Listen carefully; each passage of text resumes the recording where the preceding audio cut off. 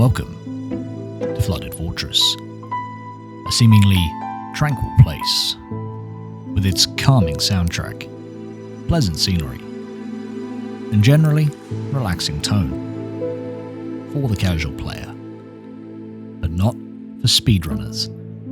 Under these waters lie countless runs lost to the fortress.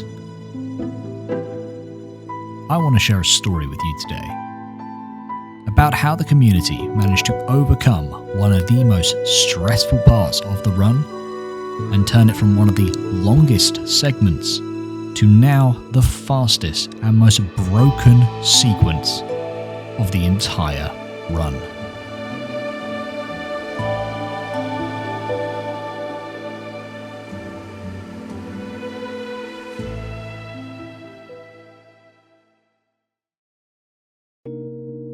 So, what made the fortress so bad for runners? Well, for runners of the unrestricted categories, a hell of a lot. But let's start from the beginning and cover a couple of the basic bits of movement tech the runners frequently use. Unrestricted runners don't move around the game in the typical fashion. We use a specific bit of movement tech nicknamed Zoomy. Now, I'm not going to go into detail on how to perform these, but I'll give you the basics. It allows you to preserve momentum through any attack the player can perform from a grounded state. And luckily for us, one weapon in particular, the rogue daggers, are a great item for just that. The heavy attack initiated from the roll or neutral state can propel the player forwards with tons of speed, which when pausing the game and reselecting said weapon, allows the player to preserve and ride that momentum indefinitely. However, once you start zooming, you are locked in, and the only way to break out of this state is to 1. Roll in any direction, or 2. Attack in any direction. Both are your only way to break free out of this state. Now, let's move on to the next tech. The second bit of common tech to the runners is the arc, or air roll cancel. Now, this one is going to be a lot more brief, but the TLDR is that this allows runners to cross gaps while losing minimum height as seen by these examples. Now, for a far better breakdown of the tech, I'll redirect you to a video by Wijo, who has a way better video explaining everything you need to know about arcs, because there is a lot, trust me. Now, let's look at how runners first took on the fortress. To start with, there really wasn't much too different from a casual playthrough, and for the sake of brevity, I'm going to condense this first run to the basic elements and show the very first skip found in Flooded, along with a few other elements like the arena fights. Slowing down a little here, I want to just show off the very first find for Flooded. Zooming actually takes up a lot of these early tricks because it was the only tech we knew about, but it skipped having to hit this lever and going back on yourself. Nice first find.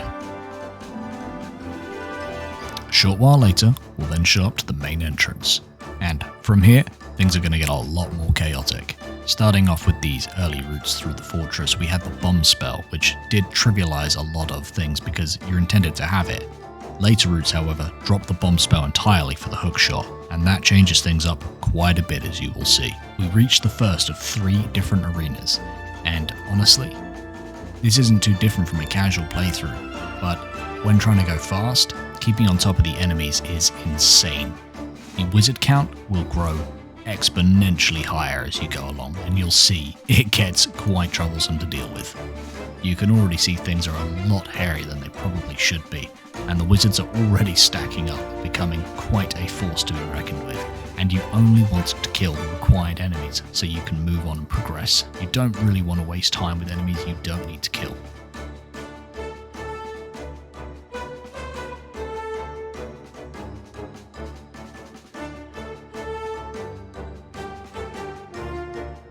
Now, there is one other small trick that was found that does save a good chunk of time, and it's this tight shot to hit the switch that leads to the final arena.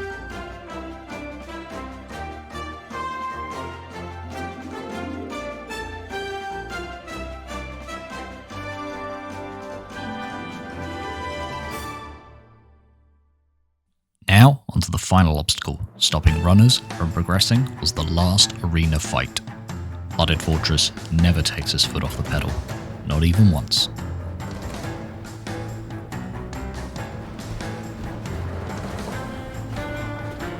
Now, early on, there really wasn't much strategy or rhythm to this fight.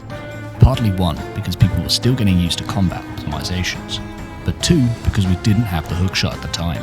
The hookshot allowed for a far easier approach to combat, being able to close distance quickly. Whereas using the bomb in this fight was tricky because of the charge time, and if you brought in extra wizards, you couldn't stand still for long. Runners did have a few strength upgrades up their sleeves, but otherwise, still an incredibly tricky fight. Plus the daunting fact of death, meaning a run through the entire fortress again.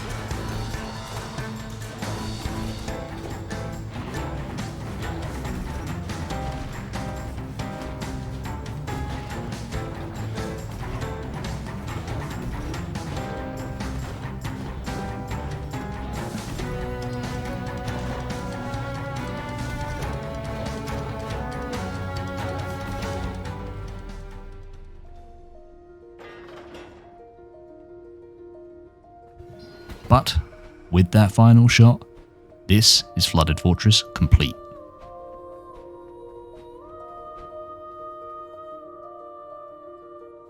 So this was our first run through the fortress, and I want to outline it for easier viewing purposes. We'll revisit this map often to update it with new finds and changes to get a better sense of route changes overall. Starting off this early, nearly all of the fortress was traversed, but given just a few more days, that would start to change.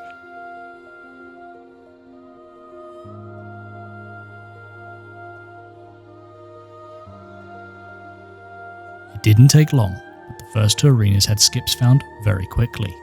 The first arena had a very simple skip. All it needed was a heavy attack. The second arena was a little more involved, needing a well-timed zoomy to get the maximum speed needed to cross the gap. Otherwise, another nice find that also helped cut down on the wizard spawns. But, as quickly as this change happened, one took its place. At this point, the hookshot was beginning to be routed in early alongside the bombs. Now ending up at Flooded Fortress with a hookshot opened up new opportunities that previously didn't exist. Turns out, a very well-placed arrow can attract this boomer enemy, yeah, that is their actual names, followed by a hookshot that allowed you to skip both the first and second arena already, and this was still early days. Another hookshot was then discovered that allowed skipping another bomb wall, and at this point the community was starting to question whether we needed the bombs at all. Only a few days later on, a huge discovery was made in the game that would have permanent effects on the fortress route from this point onwards, that being the discovery of the Arc. This was a game changer. It allowed for new ways of approaching most issues with the ability to just cross the gap. This then led to being able to acquire the hookshot early on, rather than needing bombs to acquire the hookshot in the first place. The community then asked the question, well, do we even need bombs? And the answer was no. As quickly as that, bombs were phased out of the route and more time was saved.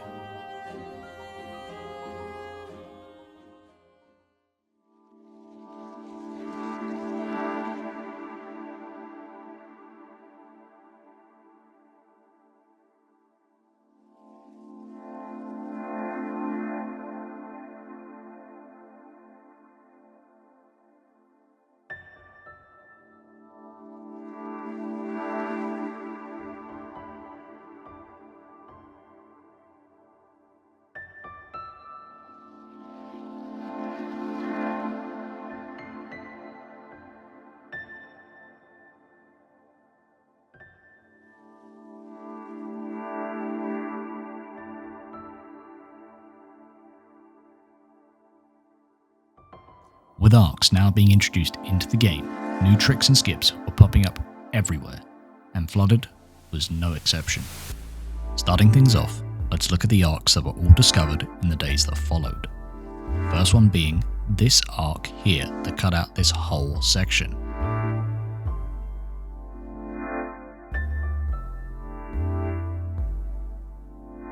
Second was a backup for this part. Remember this hookshot?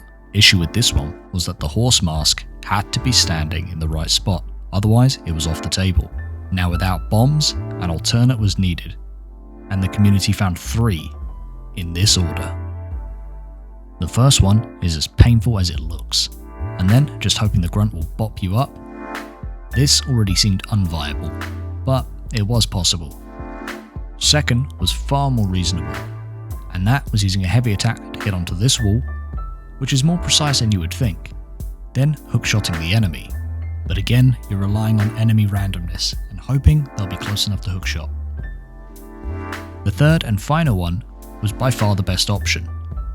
A day later, it was discovered that the archers can actually lift the player. So using this archer right here, we can skip the wall entirely.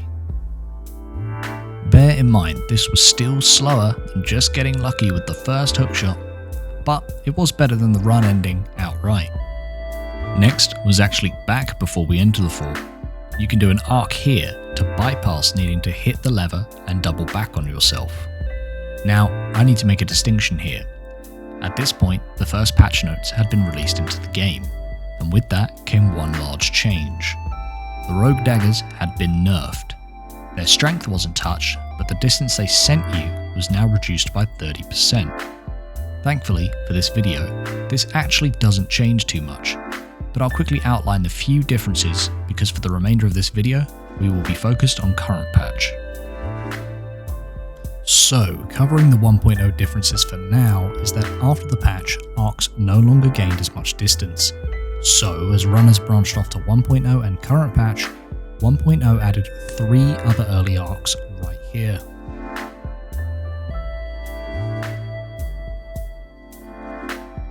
Current patch, however, now had an issue. The 3 arcs just shown couldn't be replicated because the distance now wasn't possible. So what happened next? Actually, a few things. For one now, the route was bombless, and the 1.0 only arcs didn't work. So, the community went straight to work, finding an arc that allows skipping of the first bomb wall, and found one. Well, technically 2. The first one isn't too bad, but the second is quite deceiving. You need to input the arc quickly, else you lose too much height and have to repeat both arcs again. Second is this arc that I showed earlier that for now is only doable on 1.0. Which now posed another issue. Without bombs, how do we get across? Again, the community found a solution, but this one wasn't great. In fact, if it went wrong, it could just flat out end your run right then and there. What is that, you may ask? Well, take note of these 2 mages that spawn. It's possible for them to line up so that with a fire spell, you can knock them back into position for a hook shot. Only issue being is that you're down to the will of the wizards for this one, and sometimes they will not go where you need them to. Then, to simplify this route even further into one straight line, it was found that instead of heading off to the left and hooking the archer, you can in fact climb onto this wall, hook over to the switch, then climb up these wooden boards and perform one more arc to get you over to the arena, streamlining the approach even more. And going right back to the start of Flooded, there was an arc found here that could cut off just hitting the switch and running around normally. Bonus points if you can zoom me into this arc. As the route developed, so did the upgrades. Runners now had more dexterity, allowing this arc to barely be possible. A slower backup arc was now also an option. So if you were confident, you could use these arcs instead of waiting for the wizards to line up, allowing for skill to dictate this rather than randomness. And having 2 arc options was nice, a little risk versus reward. With those last tricks, the green line is now the most up-to-date route we had for a long time. We'll get into the crazy stuff in a moment, but first allow me to show you a few strategies that didn't quite make the cut or were deemed unviable.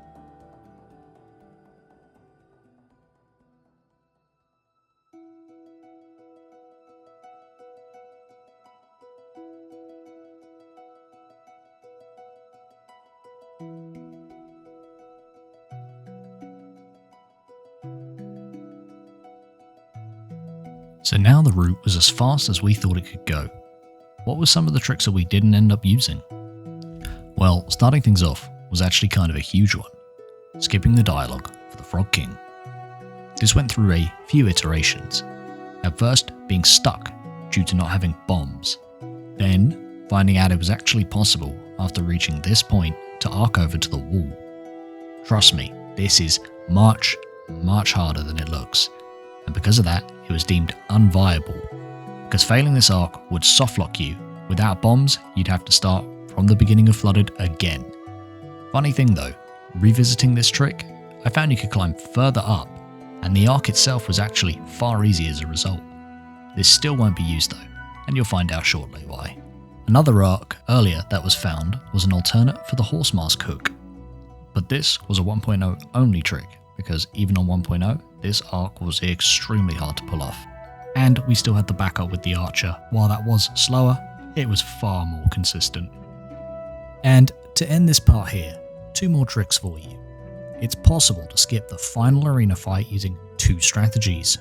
One being an archer lift, and well, just no. 2 was using what we called a hark. TLDR, it's getting a hook shot followed by an arc off this wizard.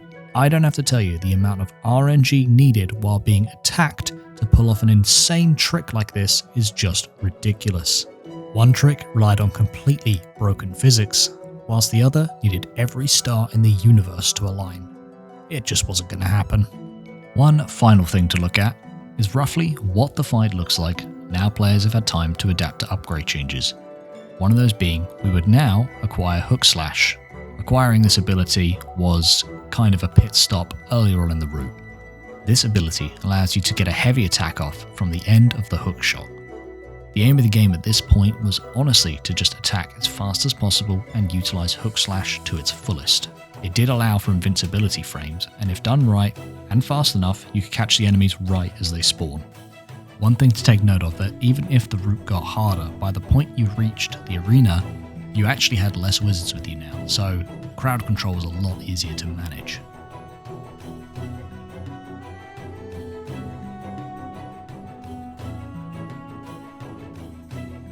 And with that, that concludes the fastest known route at the time.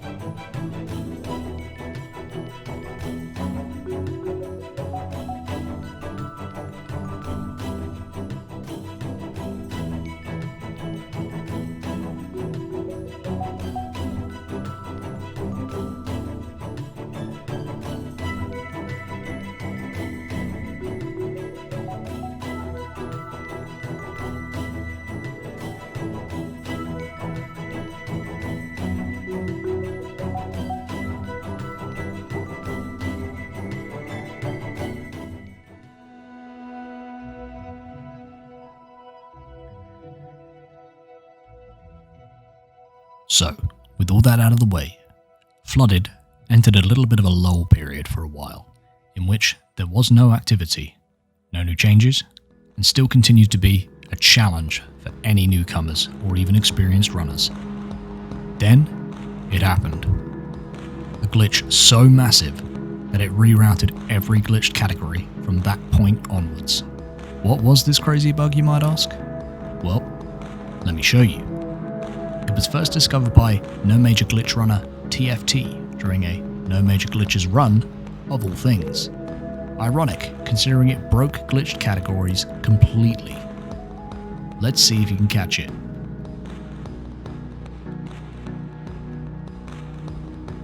Did you see it? If not, fair enough, because it is subtle. I'll let the clip continue here, but take note of the camera. It's no longer following the player around, and with previous knowledge on how this game loads assets, this was massive. Let me explain. So this game renders the environment around the player. Well, not the player specifically, the camera tied to the player.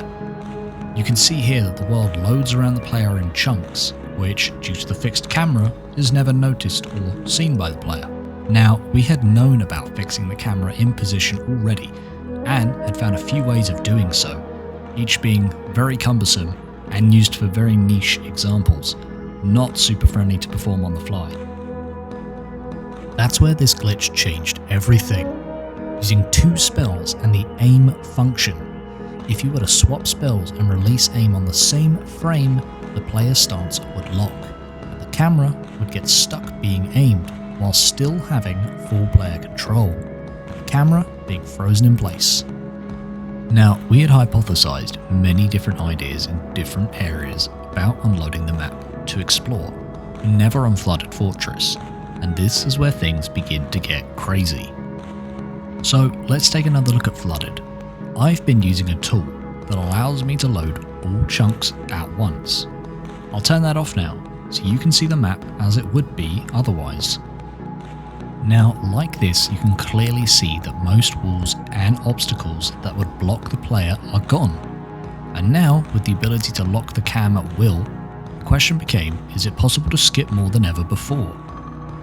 After testing, a potential idea was shown, which demonstrates perfectly what could potentially be done with this new bug.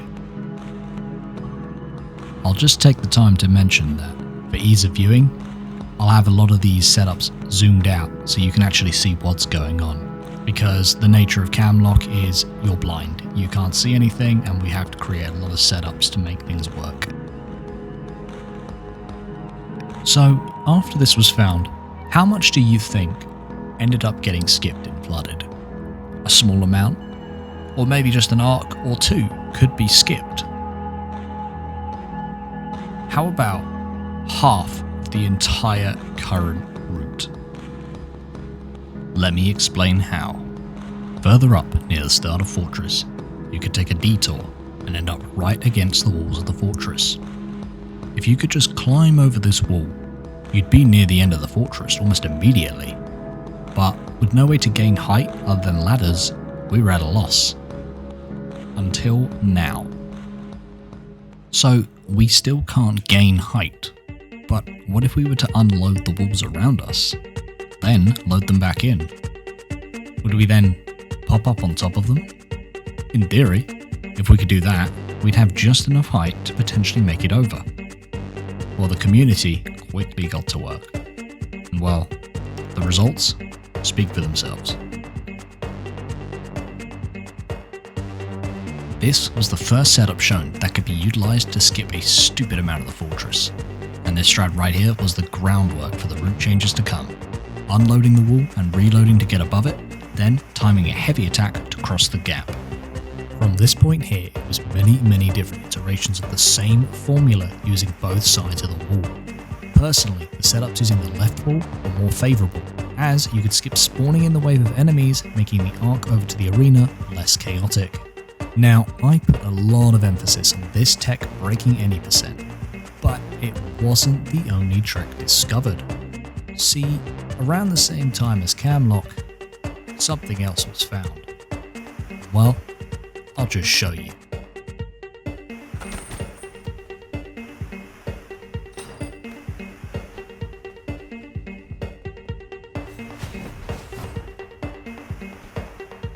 Discovered by Wijo, that right there was what we called the infinite hook shot. And this thing is wild.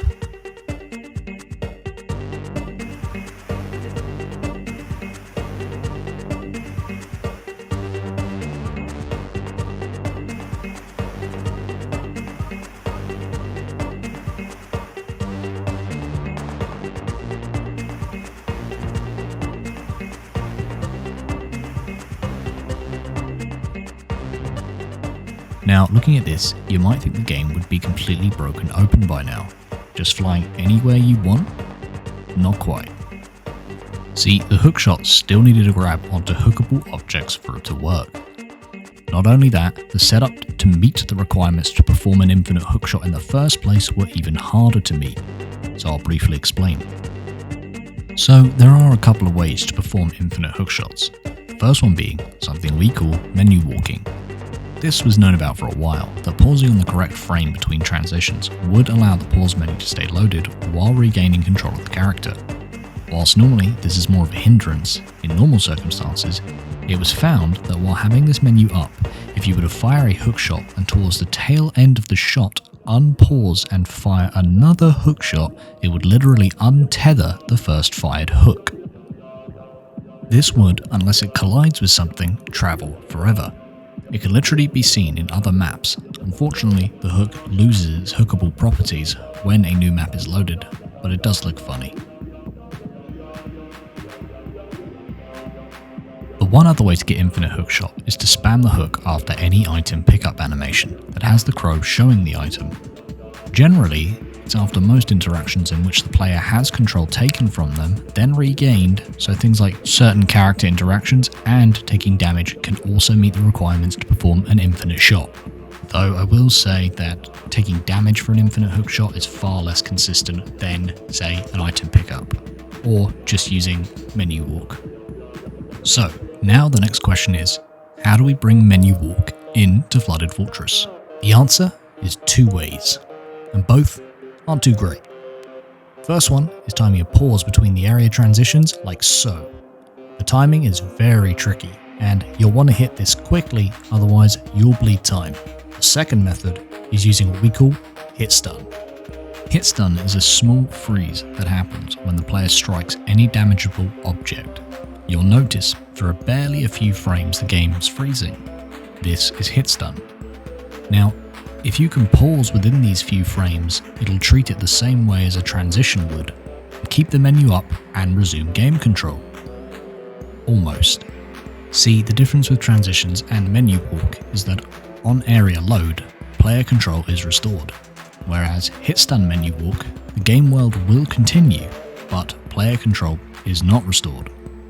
In order to restore player control, not only do you have to pause to get the timing correctly, but make sure you zoom into any source of damage. Water damage in this instance restores player control, so time the pause correctly and then make sure you hit and reselect your weapon to then zoom into any damage. This is a lot harder than it looks, by the way. You are going for essentially frame perfect pausing, and it's not easy to land consistently, and the more you miss, the more you're going to bleed time. So now, I just want to take a little time to show you the 3 different routes we have now to reach the final arena, plus the vast amount of time saved over the original route.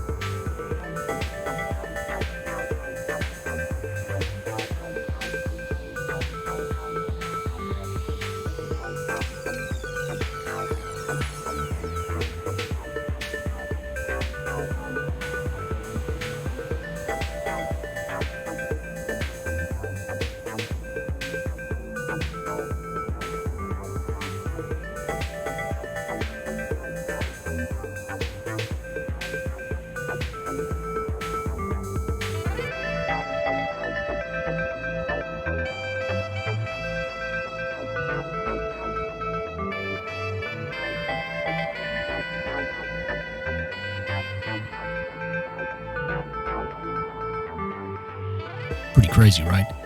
You'll notice that the infinite hookshot is by far the fastest out of all 3, but only if you hit a quick menu walk Otherwise, it will bleed time and camlock will catch up pretty quickly. And whilst not random, the infinite hookshot will start to feel random when you miss it more than once. But both methods trump the original route by minutes. So where does this leave us now? We've all but destroyed most of Flooded. It went from needing to traverse the whole fortress to literally walking through or flying over the very walls. But what if I said there was still just a little more to squeeze out of this fort and truly destroy it? Some of you may have noticed that I have not brought up the last challenge of the fort, the final fight itself. See, we did have the two ways to skip it as mentioned previously, but those methods were too difficult to replicate consistently. But there was a plan in the works. With all the new information on camlock being discovered, a theory was hatched. All camlock use was for movement tech only, getting to places otherwise that would be blocked off or hard to reach. But what if we used it to go on the offensive? What if we had a way to start the final fight but unload the entire arena? Would the enemies just fall to their deaths? It was time to find out. Quickly, spots were found that allowed the entire arena to be unloaded. And with a simple bit of movement that wasn't even blind, you could get onto the arena itself. And once up here, the next question became, how effective is this? And, well, I'll just show you.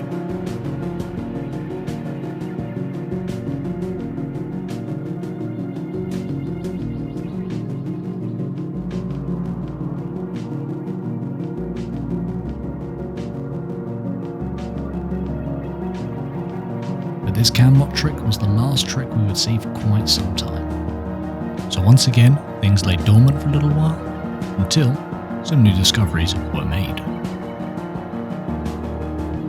One small thing that had been discovered was frame advancing. See, binding a key to confirm and one to quit allowed for pausing and unpausing every frame, making transitional menu walk way easier. Same goes for the hit stun menu walk. You still needed to take damage to regain control, but having more control down to the frame made the trick way more accessible. So, whilst they're great, do they warrant an extension to this video? Yes. See, this now becomes part of something way more insane. Let me show you a clip again of the infinite hookshot. Now, let me show you another.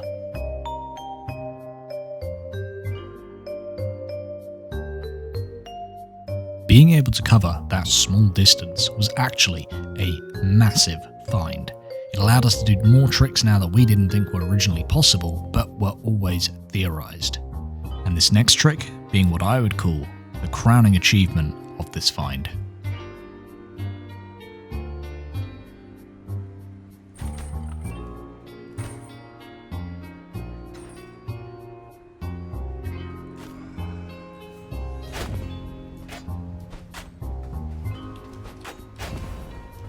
This one extremely precise shot, and I do mean precise, can skip almost the entire fortress. But it's also extremely easy to miss and end up resetting the run. Even after landing the shot, you still need to zoom or arc out. Both tricks easy to fumble under pressure. For reference, by the way, it is insane that we can even hit this shot to begin with. For one, this is the target we're aiming for, and this is the hitbox we're aiming for. Not the giant circle, but that tiny bit above the red line. And two, the fact that this spot in particular can hit this is wild, considering there is no other spot we can find on Flooded Fortress that has any type of angle to land this shot. Crazy stuff. This wasn't it, by the way. This one trick allowed quite a few other tricks to happen alongside it. Some of the big ones to note being the gauntlet at the end of the game, but actually a few other ones ended up cropping up just for Flooded Fortress as well, to speed it up even more so.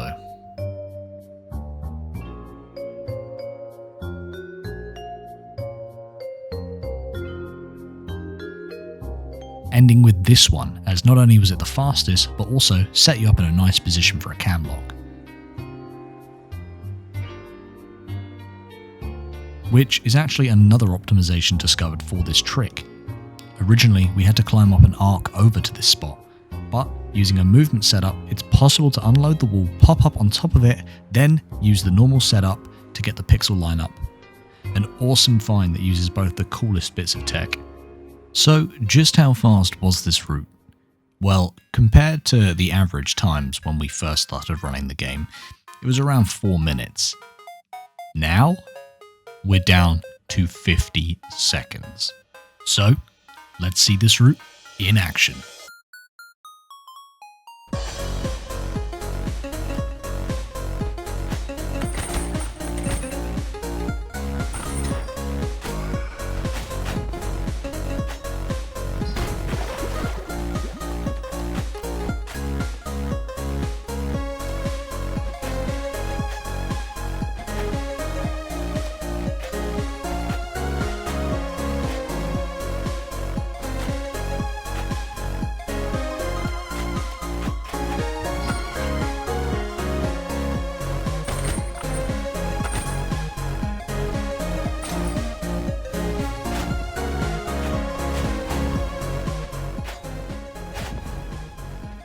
So, after all of that, let's just take another final look, just to see how much we've cut off.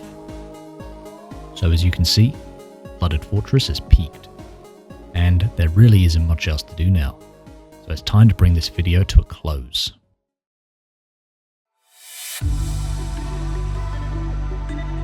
Is what I would say if 1, I actually finished this video months ago, and 2, if there wasn't something else. Yeah, there's one more. But this isn't just any kind of one more. This, well,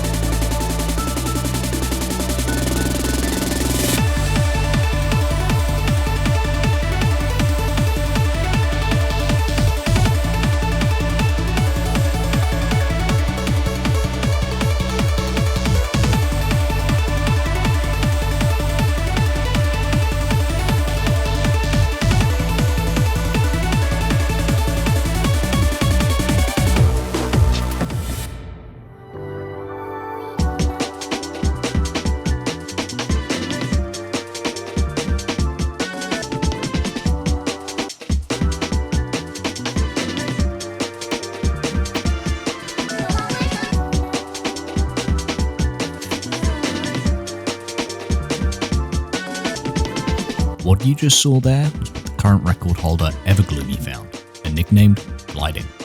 To say this tech changed everything would be underselling it. To keep it simple, I'll explain the trick as this.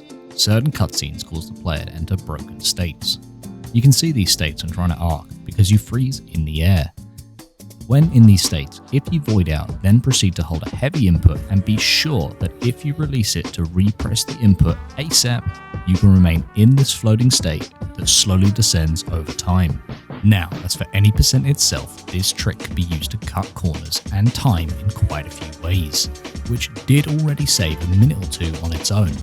But it didn't yet have its holy grail trick that saved minutes on its own. That came later. Let me explain.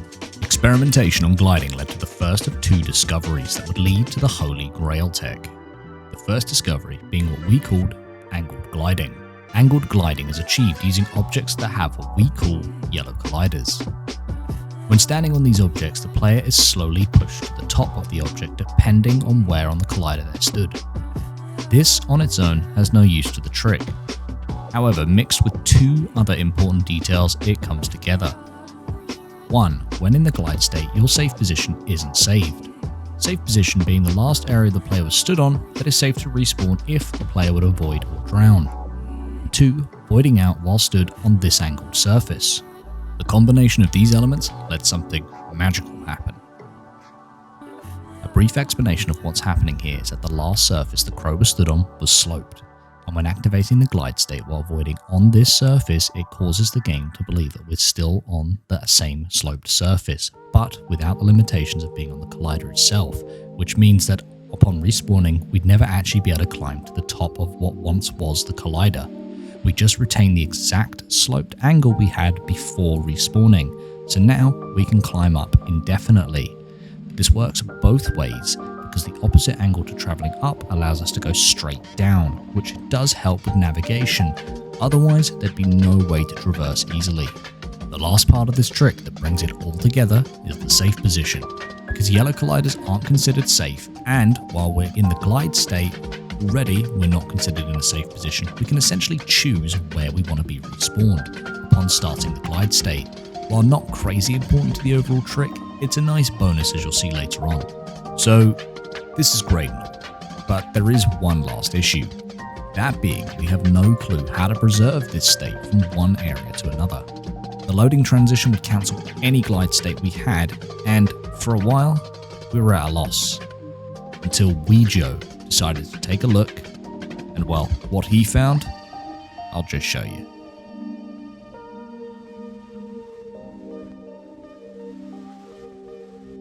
This wasn't just big.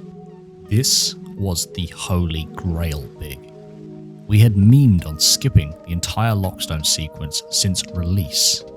And while I won't go into detail to the effect this had on any percent at the time, it's what came after that was important. After the hype of this trick had died down and people had been messing with the new skip, myself, Goliath, and Evergloomy began working on a new theoretical route. Any percent, hookless. This went through a lot of labbing, and it started off just as a question that we began experimenting more and more on. We kept this idea as a whole secret until we had something more concrete to show off. Then, Goliath came out with this.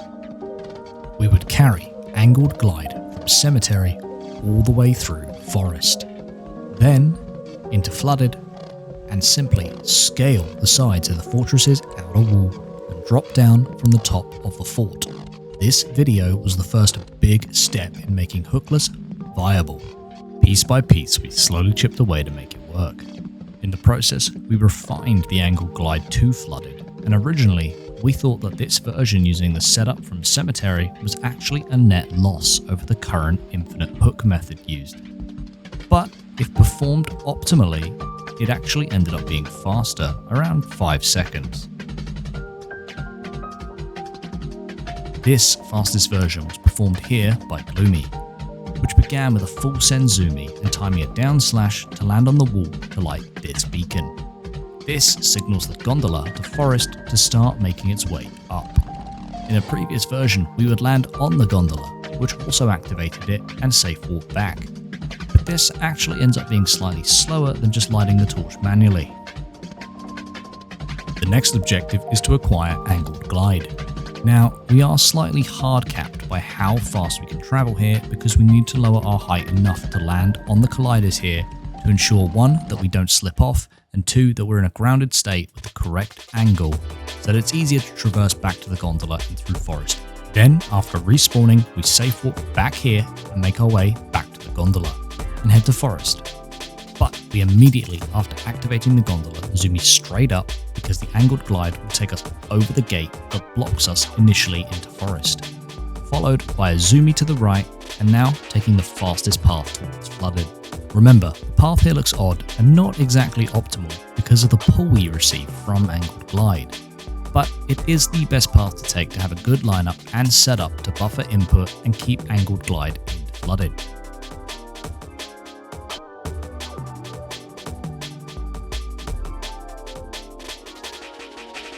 After carrying glide into flooded, we hug the main wall along the back all the way to the exit. However, one key difference is that we realised you can, with enough height, go around the fort instead of above it, which again saves time.